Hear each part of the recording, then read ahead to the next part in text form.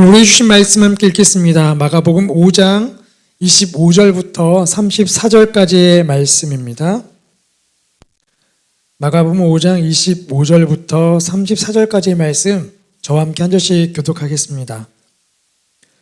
제가 먼저 읽겠습니다. 마가복음 5장 25절입니다.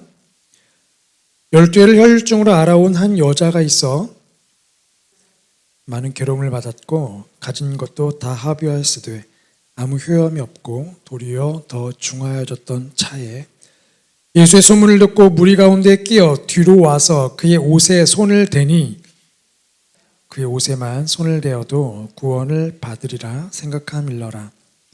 이에 그의 혈루 근원이 곧 마름에 병이 나은 줄을 몸에 깨달으니라. 그 능력이 자기에게서 나간 줄을 스스로 아시고 무리 가운데서 돌이켜 말씀하시되 누가 내 옷에 손을 대었느냐 하시니 제자들이 여짜오되 무리가 애워싸 미는 것을 보시며 누가 내게 손을 대었느냐 물으시나이까 하되 이 일 행한 여자를 보려고 둘러보시니 여자가 자기에게 이루어진 일을 알고 두려워하여 떨며 와서 그 앞에 엎드려 모든 사실을 여쭈니 함께 읽겠습니다. 예수께서 이르시되 딸아 내 믿음이 너를 구원하였으니 평안히 가라. 내 병에서 놓여 건강할지어다. 아멘. 우리 김민환 목사님 나오셔서 말씀 전해 주시겠습니다. 우리 사랑과 축복의 박수로 모시겠습니다. 네, 우리 4월 여성 예배 주제가 예수님께서 만나시는 자매들입니다. 오늘은 그 4월 여성 예배 두 번째 시간으로 혈루증 여인의 이야기를 함께 나누도록 하겠습니다. 먼저 기도하시겠습니다. 하나님, 오늘도 저희를 이렇게 예배의 자리로 인도하여 주심에 감사를 드립니다. 날마다 순간마다 오직 주님 바라보며 주님 주시는 말씀에 귀를 기울이며 믿음으로 살아가게 하여 주시옵소서.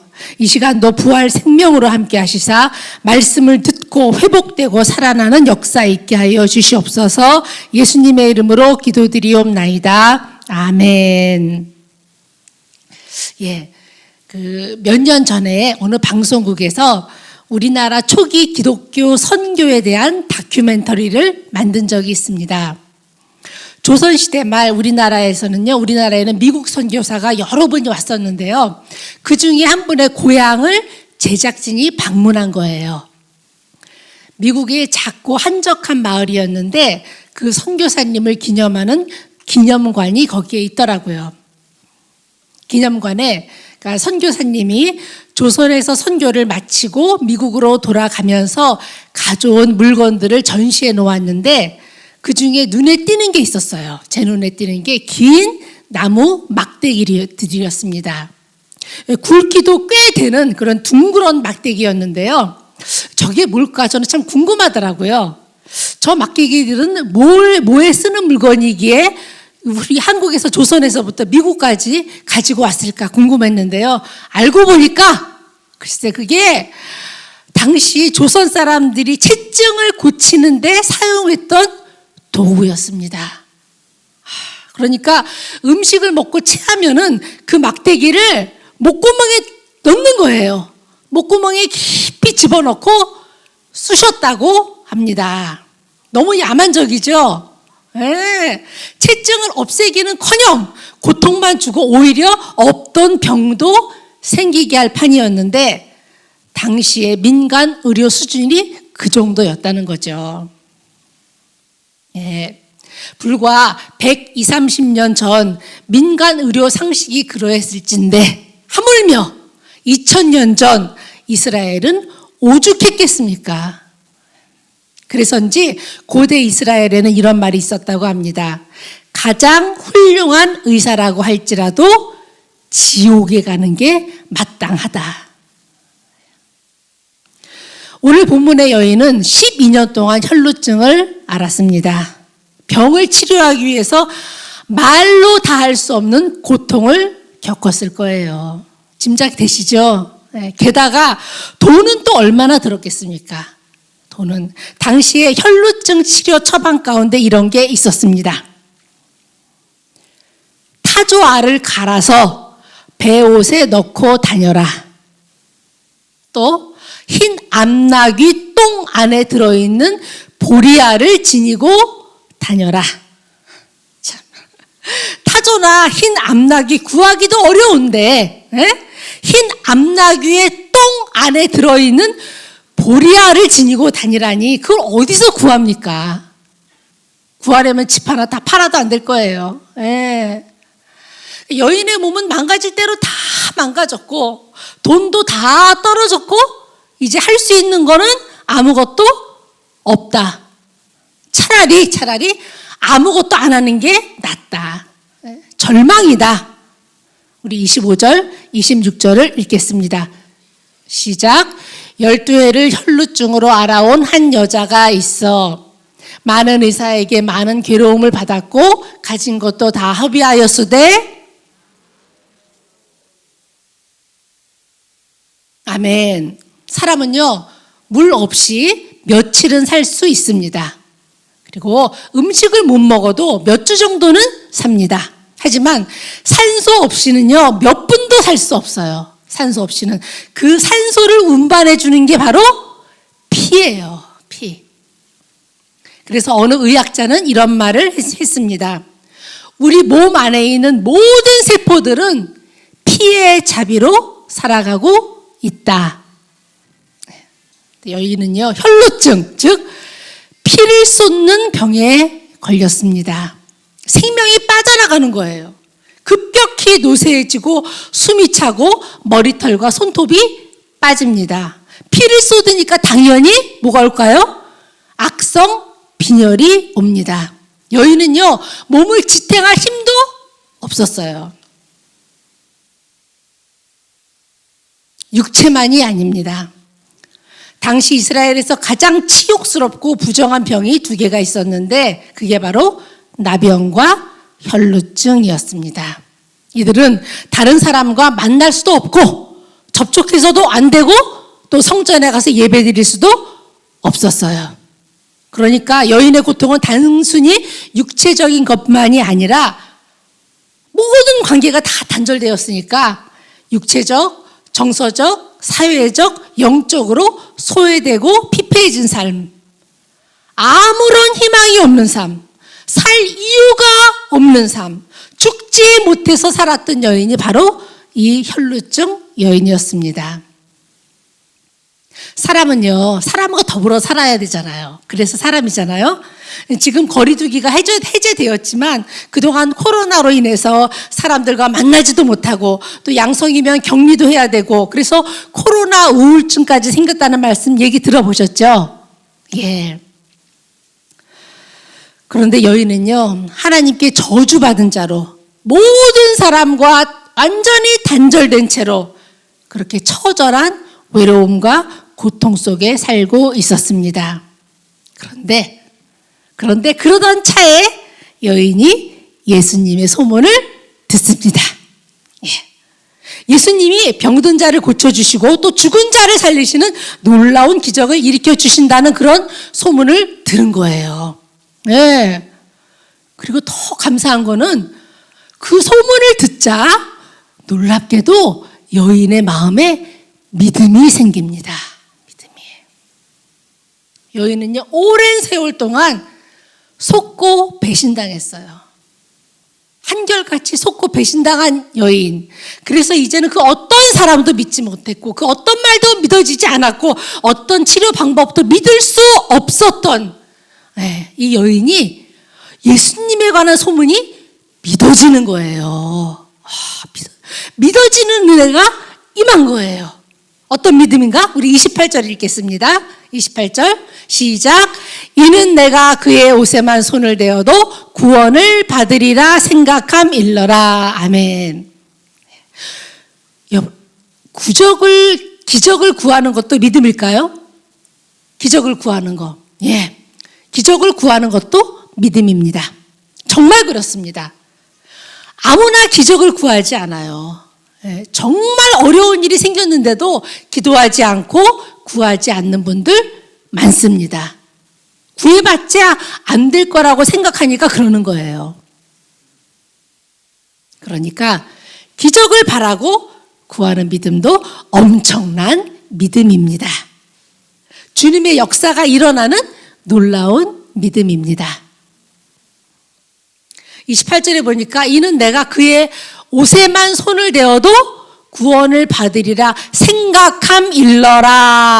생각함일러라. 이 마지막에 생각함일러라. 이 말은요, 그 생각을 계속했다는 거예요. 반복했다는 거예요. 묵상했다는 거예요. 기도했다는 거예요. 되새겼다는 거예요. 또 다짐했다는 거예요. 믿어지는 은혜가 임했어도요, 버려두면 의심이 파고들어요. 희미해져요. 결국에는 힘을 잃습니다. 하나님이 우리에게 주신 믿음의 은혜 잘 키우고 잘 지켜나가기를 주님의 이름으로 축원합니다. 그래서 마지막에 예수님이 이 여인을 이렇게 칭찬하셨던 거예요. 오늘 말씀 제목입니다. 내 믿음이 너를 구원하였으니. 아멘. 뭐가 구원하였다? 내 믿음이 너를 구원하였다. 성경에는요, 그렇게 예수님께 칭찬받은 사람들이 몇 명 있습니다. 맹인, 거지, 바디메오도, 그리고 누가복음에 예수님께 향유를 부은 여인도, 또 나병을 치료받고 예수님께 돌아온 사마리아 사람도 예수님께 그런 칭찬을 받았습니다. 너의 믿음이 너를 구원하였다. 저는요, 그런 본문을 볼 때마다 참 이상했어요. 아니, 누가 고쳐주셨죠?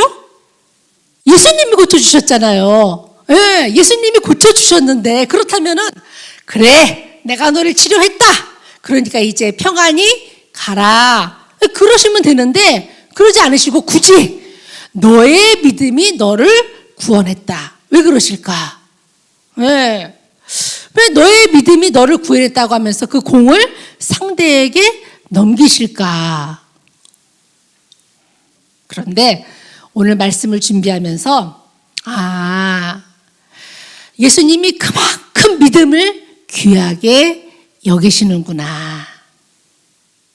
하나님의 능력과 기적은 믿음이라는 통로를 통해서 임하는 거구나. 새삼 깨닫고 묵상하게 되었습니다. 그렇다면 오늘 이 혈루증 여인, 이 여인의 믿음, 예수님이 칭찬하신 구원을 얻는 믿음은 어떤 믿음일까? 먼저 여인의 믿음은요, 절망을 이기는 믿음입니다. 여인의 믿음은 불가능에 도전하는 믿음, 절망을 이기는 믿음입니다. 여인은요, 12년 동안 발버둥을 쳤어요. 정말 발버둥을 쳤습니다. 그런데 발버둥을 치면 칠수록 더 깊이 빠져 들어가는 늪에 빠진 것 같아요. 더 중하여집니다. 12는 하나님의 수 3과 인간의 수 4를 곱한 거예요. 그래서 12년 동안 알았다는 건 이제 끝이다. 불가능하다. 더 이상 소망이 없다. 절망이다. 그런 뜻입니다. 그런데 여인은요, 예수님의 소문을 듣고 예수님의 옷에 손만 대어도 나는 구원을 얻을 것이다. 믿습니다. 그리고 앞으로 나아가기로 결단합니다.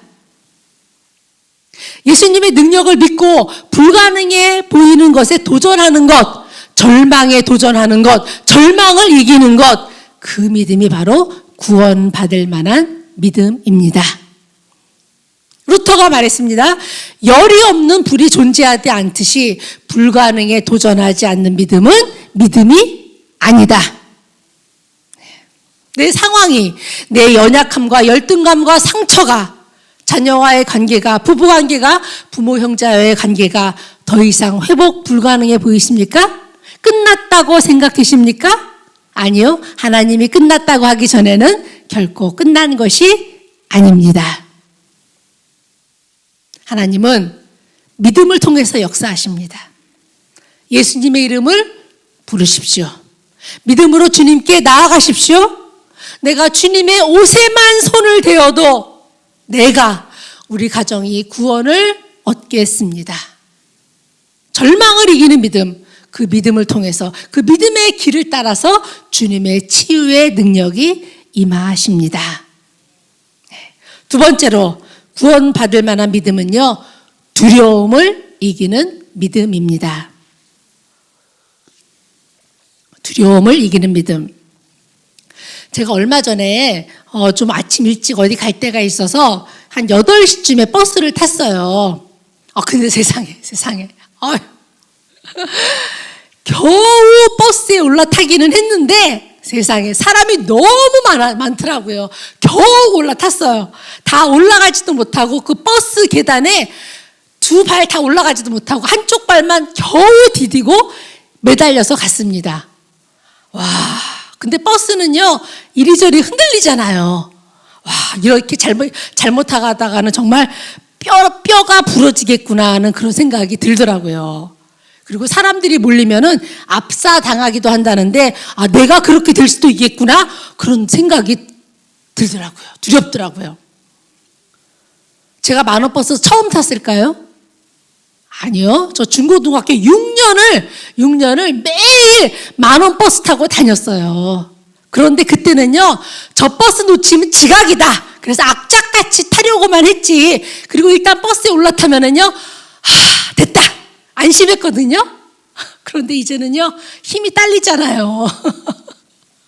힘이 딸리니까 만원버스가 불편한 게 아니고 무섭습니다. 와, 까딱 우리 그렇게 생각하시는 분들도 많죠? 무서워요. 까딱 잘못하다가는 뭔 일도 생기겠구나. 그런 생각 안 드신 분들은 아직 젊으신 거예요. 그래서 앞으로 출근 시간에 나갈 일 있으면은요, 아예 새벽에 나가든가 아니면 구리역에서 전철을 타고 돌고 돌아서 가려고 합니다. 여인은요, 12년 동안 피를 쏟았습니다.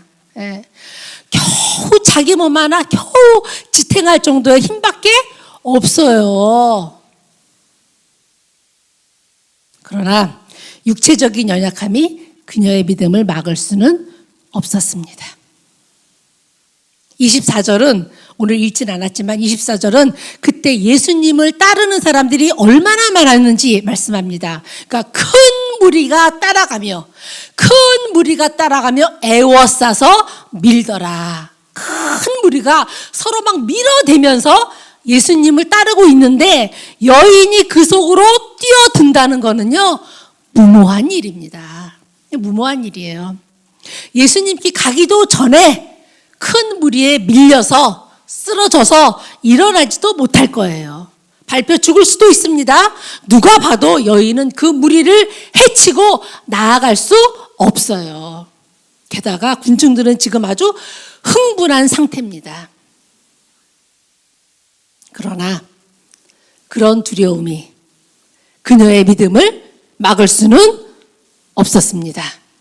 그녀의 믿음은 육체적인 두려움도, 큰 무리에 대한 두려움도, 불가능해 보이는 상황을 또 넘어서는 그런 믿음입니다. 처음 여인의 믿음은 절망을 이기는 믿음, 그리고 두려움에 이기는 믿음입니다. 세 번째, 여인의 믿음은요, 율법을 어기고 사회적인 관습을 이기는 믿음입니다. 레위기 15장은 말씀합니다. 혈루병 여인은요, 사람들과 접촉하면 된다 안 된다? 안 돼요. 그와 접촉하는 모든 사람들은 다 부정해진다. 그릇을 만져도 부정해져요. 그래서 혈루증 여인은 저 앞에서 사람이 오면은요, 큰 소리로 말해야 합니다. 탐해. 뭐냐면요, 나는 부정하다. 나는 더럽다. 2번을 외쳐서 사람들이 자기 옆에 못 오도록 자신을 피해 가도록 해야 할 의무가 있었어요. 그런데 지금 이 여인은요, 피해 가기는커녕 나는 부정하다고 외치기는커녕 오히려 많은 사람들이 밀고 밀리는 곳으로 갑니다. 많은 사람들이 그녀와 접촉하게 되고 부정하게 됩니다. 율법을 어기는 겁니다. 돌에 맞습니다. 많은 사람을 부정하게 하면서 예수님께 접근하고 더 나아가서 예수님께 손을 댑니다. 게다가 유대 사회에서 여자가 남자를 만지는 거예요. 절망을 이기는 믿음, 육체적인 연약함을 이기는 믿음, 나아가 사회적인 규범과 관습과 율법을 이기는 믿음, 죽음을 이기는 믿음. 그 믿음으로 여인은 예수님께 나아갔고 그리고 곧 나음을 입습니다. 하나님의 능력은요, 아무에게나 임하지 않습니다. 거기에 수많은 사람들이, 큰 무리가 예수님을 애워싸 밀더라. 그렇게 예수님을 애워싸면서 예수님을 따랐지만 그 많은 사람 중에 어쩌면 가장 연약하고 보잘것없고 비천한 여인에게 주님의 능력이 임했습니다. 왜요? 그녀에게는 구원받을 만한 믿음이 있었기 때문에. 그런 믿음으로 예수님의 옷에 손을 댄 여인은 옷에 손을 댄 바로 그 순간 병이 나은 걸 깨닫습니다. 우리 29절 함께 읽겠습니다. 시작. 이에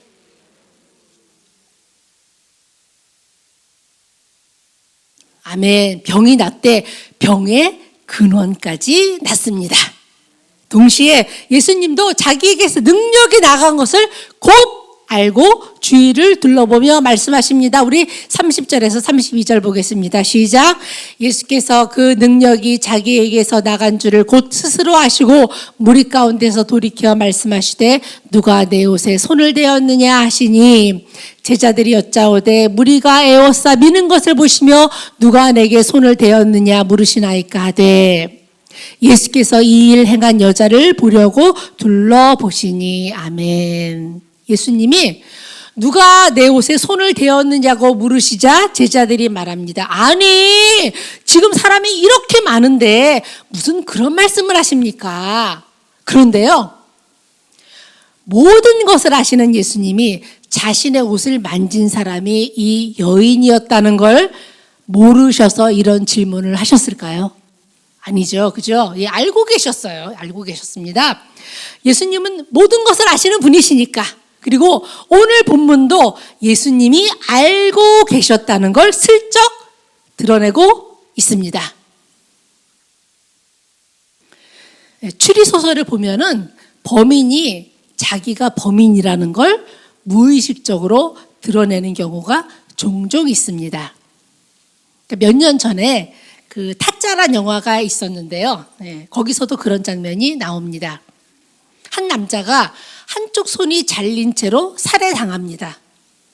형사가 엉뚱한 사람을 살해범이라고 생각하고 있었는데 그러다가 우연히 어떤 여자와 얘기를 주고받다가 여자가 범인이라는 걸 알게 돼요. 어떻게 알았느냐 하면은 그 여자가 무의식 중에 그 사람이 오른쪽 손이 잘려서 죽었죠. 그렇게 말했거든요. 수사진 말고는 어느 누구도 죽은 사람이 오른쪽 손이 잘렸다는 걸 몰랐어요. 그냥 손이 잘려서 죽었다는 것만 알았지 오른손이라는 건 아무도 몰랐는데 그 여자가 알고 있는 거예요. 예, 그렇다면 이 여자가 직접 죽였거나 아니면 누군가를 시켜서 죽였거나 아니면 그 자리에 있었거나. 오늘 본문에도 예수님이 자기의 옷자락에 손을 댄 사람을 알고 계셨다는 증거가 있습니다. 바로 마가복음 5장 32절인데요. 함께 읽겠습니다. 시작. 예수께서 이 일 행한 여자를 보려고 둘러보시니. 아멘. 이 일 행한 누구를? 여자를 보려고. 수많은 큰 무리 중엔 남자, 여자, 어린아이 많은 사람이 있었는데 예수님은 그 사람이 여자인 걸 아셨다. 그 사람이 여자인 걸 알았다면 또한 그 여인이 부정한 여인인 걸 아셨을 텐데 굳이 이 여인을 왜 사람들 앞에 드러내셨을까요? 모르는 척 슬쩍 넘어갈 수도 있었는데 율법을 어긴 이 여인을 왜 굳이 난처한 지경에 밀어넣는 것일까? 믿음으로 육체적인 병은 나았지만 정신적인 병, 상한 마음, 또 하나님께 버림받은 죄인이라는 영적 질병을 고쳐주기 위해서 예수님은 여인을 찾으셨습니다. 그것은요, 밖으로 드러나야만, 노출되어야만 치료가 될 수 있기 때문입니다. 여인은 떨면서 나옵니다. 떨면서 나와서 모든 사람들 앞에서 자기가 예수님의 옷에 손을 댄 이유와 곧 나은 사실을 말합니다. 우리 33절 함께 읽겠습니다. 시작. 여자가 자기에게 이루어진 일을 알고 두려워하여 떨며 와서 그 앞에 엎드려 모든 사실을 여쭈니. 아멘. 이제까지 사람들 앞에서 할 수 있었던 말이라고는요, 단 하나였어요. 나는 부정하다, 더럽다, 탐해 이 말만 할 수 있었던 여인이 이제 나는 고침받았습니다. 나는 깨끗해졌습니다. 다 나았습니다. 회복을 외치며 새로워졌다고 선포하고 있습니다. 그리고 예수님이 선언하십니다. 따라, 내 믿음이 너를 낫게 했다. 평안히 가라. 모든 죄가 사해졌고 병에서 나아졌다. 모든 사람 앞에서 여인에게 총체적으로 온전한 치유의 복을 공식적으로 선포하십니다. 우리 34절 읽겠습니다. 시작. 예수께서 이르시되 따라, 내 믿음이 너를 구원하였으니 평안히 가라. 내 병에서 놓여 건강할지어다. 아멘. 너는 내 딸이다. 너는 내 딸이야. 너는 더 이상 죄인도 아니고 버림받은 자도 아니고 너는 내 딸이다. 내 병에서 놓여 건강할지어다. 평안히 가라. 이제 건강한 몸으로, 건강한 영혼으로, 건강한 관계를 이루며 살아라. 죽었던 자가 다시 살아나는 부활입니다. 어떤 병에 붙들려 있으십니까? 사랑받지 못하고 인정받지 못해서 생긴 열등감이라는 병에 걸려 있습니까? 거기에 붙들려 있습니까? 어떤 감옥에서 나오지 못하고 있습니까? 미움과 시기와 질투와 분노라는 감옥에 갇혀 있습니까? 무엇에 눌려 계십니까? 경제적인 문제, 너 거기에 눌려 숨도 못 쉬고 있습니까? 무엇에 포로되어 있습니까? 남편, 아내 또는 자식에게 포로되어 살고 계십니까? 생활의 염려에 온 마음을 빼앗기고 살고 계십니까? 여인이 예수님 옷에 손을 댔다. 그런요, 단순히 그냥 만진 게 아니에요. 그냥 손을 댄 게 아니에요. 플러그인, 곧 전기 코드를 콘센트에 끼우듯이 뚫고 들어간다는 의미입니다. 빠졌던 플러그를 다시 끼우는 일, 그게 부활이고 그게 구원입니다. 예수님께 손을 대십시오. 플러그인, 예수님께 뚫고 들어가십시오. 예수님께 접속이 되면 우리는 창조주 하나님 그 무한한 생명에 연결되는 거예요. 그러면 그 부활 생명이 죽은 우리의 육체와 영혼을 다시 살리십니다. 그 생명에 연결되어야만, 그 생명에 연결되어야만, 그래야만요, 우리는요, 부족한 세상에 살고 있지만 부족감이나 결핍감을 느끼지 않고 살 수 있습니다. 반면에 플러그가 빠져 있으면은요, 아무리 풍족해 보여도 끝없는 삶의 결핍감에 시달리다가 결국 영원한 죽음을 죽을 수밖에 없습니다. 부활은요, 죽음 뒤에만 맞는 게 아닙니다. 절대 아니에요. 지금 이곳에서 부활하는 거예요. 지금 이곳에서 이 땅에 살면서 하늘의 생명, 영원한 생명, 예수의 생명과 연결되는 것, 그게 부활의 본질적인 의미입니다. 하나님은요, 이 예배 시간에 말씀과 기도와 찬송과 묵상 시간에 우리에게 하나님의 생명을 한량없이 공급해 주십니다. 여인이 예수님의 옷자락에 손을 댄 순간 예수님 안에 있는 부활 생명이 여인에게 흘러갔듯이 이 예배 시간에 하나님은 우리에게 주님의 생명을 불어넣어 주십니다. 예수님이 말씀하십니다. 따라 평안히 가라. 평안, 이 샬롬은요, 전쟁과 기근, 죽음과 절망을 뚫고 나아가는 하나님의 평안입니다. 땅의 평안이 아니라 하늘의 평안입니다. 순간적인 평안이 아니라 영원한 평안이며 어떤 사람이나 상황도 빼앗을 수 없는 완성된 평안입니다. 이 부활의 절기에, 기쁨과 생명과 샬롬과 평안의 절기에 세상은 아무리 우리를 흔들지라도 나는 어떠한 상황 속에서도 오히려 하나님께 더 가까이 나아가겠습니다. 오늘도 내일도 오직 예수님께 접속되어서 주님이 주시는 평안을 누리며 새로운 미래를 향해 전진하겠습니다. 그 은혜가 우리 모두에게 임하시기를 주님의 이름으로 축원합니다. 우리 함께 찬송 한 곡을 동영상으로 보도록 하겠습니다.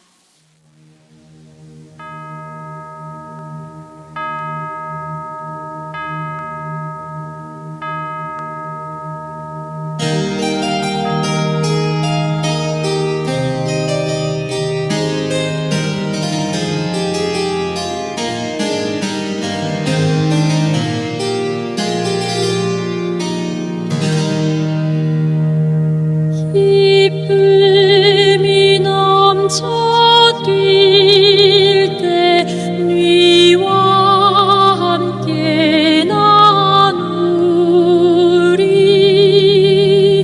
슬픔이 가득할 때 네게 하소연하리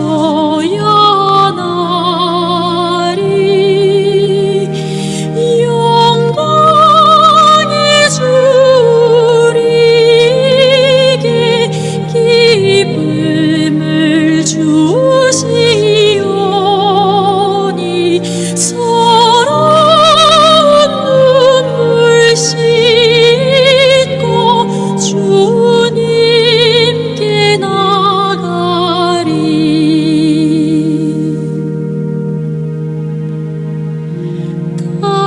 당신이 아니시면 그 누가 빛을 주리 인생은 어둠 속에 길 잃고 방황하리 희망의 주 내 삶의 길 인도하시오니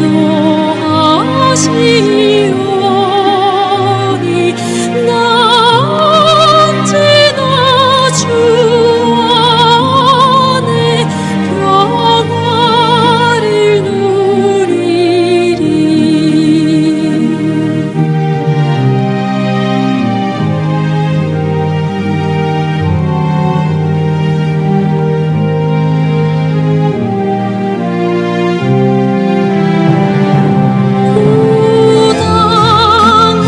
부당하오니 영혼 주 앞에 어찌 가리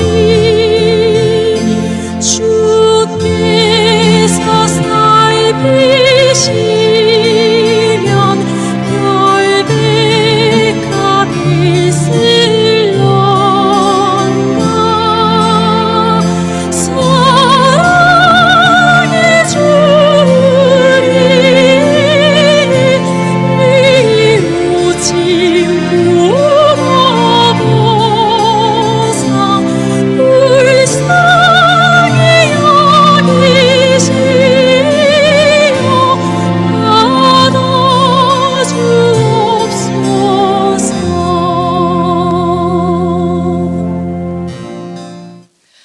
예, 그렇습니다.